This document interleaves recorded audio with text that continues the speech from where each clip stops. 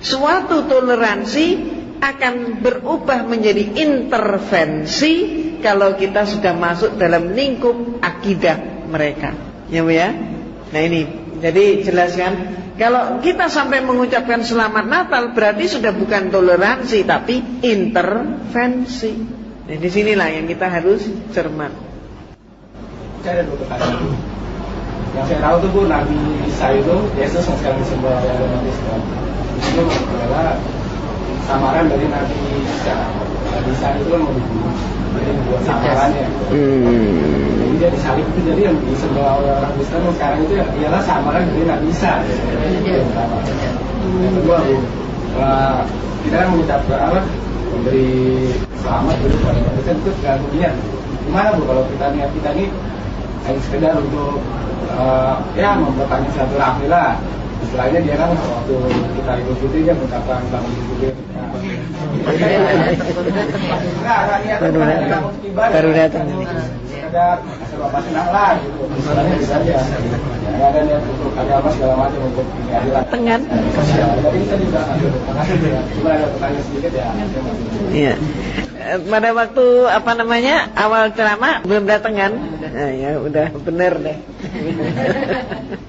Nah, ya jadi itu tadi sebenarnya sudah saya jawab ya. Jadi intinya di sini bahwa setelah kita tahu muatan apa, disinilah kita harus membedakan mana hablum minanas dan mana hablum minallah. Jadi sebatas toleransi itu adalah sebatas hablum minanas. Tapi jangan sampai hablum minanas kita kemudian merusak hablum minallah. Ini sudah wilayah akidah. Jadi artinya kalau seseorang itu berbuat baik kepada kita, kita wajib berbuat baik kepada yang bersangkutan. Artinya mereka memberi kita ucapan selamat Idul Fitri, maka harusnya kita pun merasa berkewajiban juga memberikan selamat kepada mereka. Cuman memberinya itu jangan pada saat yang membuat kita membuat pelanggaran akidah. Artinya mereka mengucapkan selamat Idul Fitri oleh gereja dibolehkan dan dianjurkan. Kenapa? Karena Idul Fitri adalah sebatas hablum minanas. Ketika mereka mengucapkan itu otomatis tidak ada pelanggaran akidah. Tapi kalau kita mengucapkan selamat Natal, ceritanya jadi lain.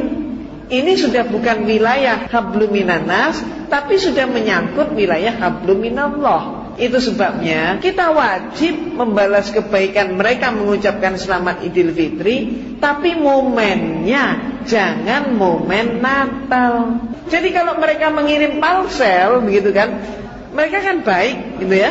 Ya kita juga wajib baik juga. Mau ngirim parcel ayo boleh.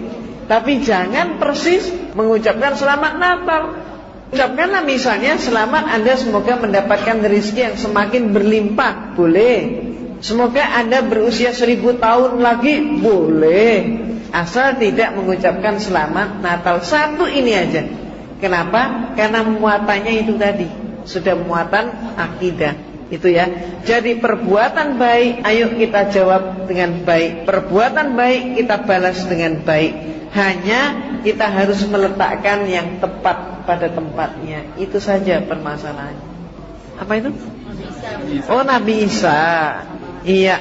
Jadi Nabi Isa, nah di sini nampaknya kita juga penting umat Islam untuk mengetahui tentang kristologi. Jadi orang Kristen pun 90% tidak paham bahwa sebenarnya Yesus ketika lahir namanya bukan Yesus. Namanya Yesus ketika lahir adalah Esau.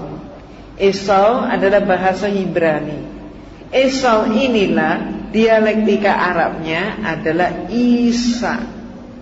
Nama Yesus itu baru ada pada saat Nabi Isa alaihissalam mengalami bahaya penyaliban dan beliau diselamatkan oleh Allah.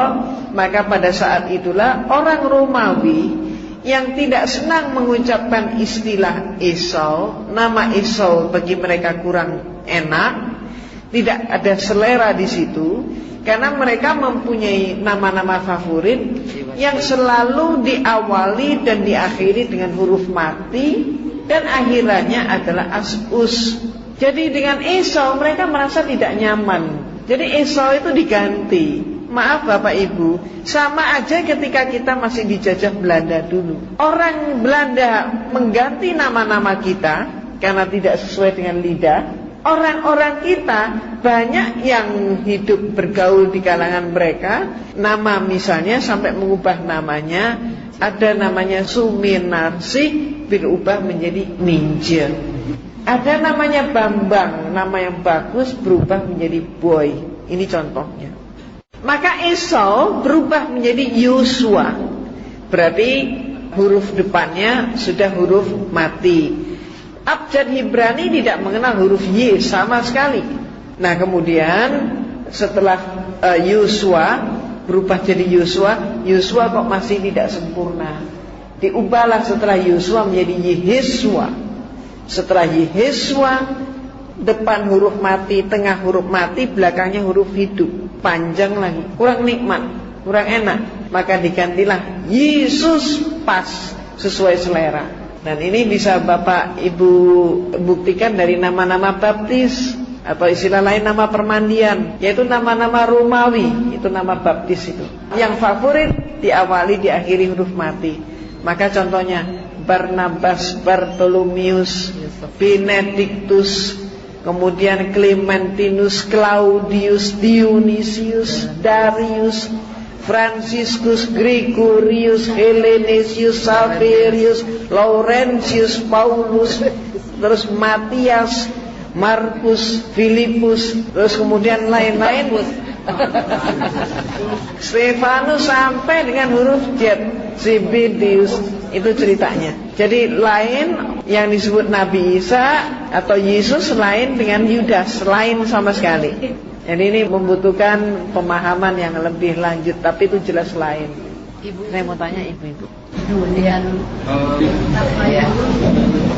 Sebenarnya tadi pertanyaan yang saya sampaikan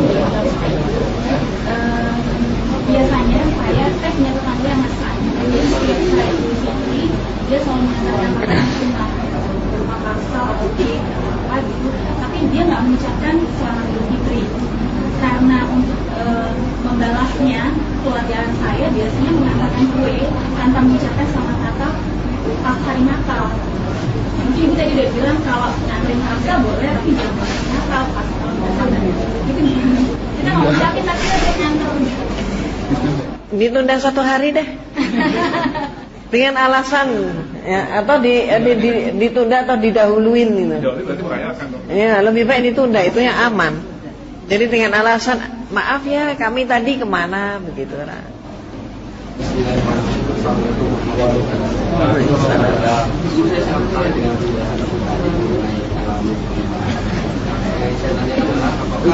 Informasi diketahui oleh seputar gereja, untuk mereka bahkan waktu mereka menyatakan bahwa Idul Fitri diharuskan atau diterapkan di kalangan gereja, atau memang sudah diketahui oleh sejarawan-sejarawan di dunia gitu.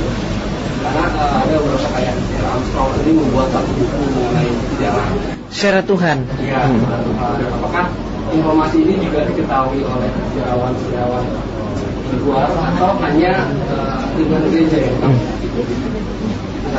Yang kedua, saya sempat juga searching di website, cuman satu kali saya baca mengenai yang Islamic Invasion itu ya. Tapi setelah itu nggak tahu dia blog websitenya. Saya juga dengan buku itu karena saat ini susah juga mencari kira-kira itu punya referensi yang kita bisa baca ya. Ya, insya Allah buku itu di kios-kios buku Kristen ada. Ya, Islamic Invasion itu ada. Tapi kalau sekaligus gitu ya, Bapak jangan hanya baca buku itu. Dan sebenarnya saya tidak merekomendir untuk umat Islam membaca buku itu. Kenapa? Saya khawatir nanti ada guncangan-guncangan. Namun kalau Bapak insya Allah lah.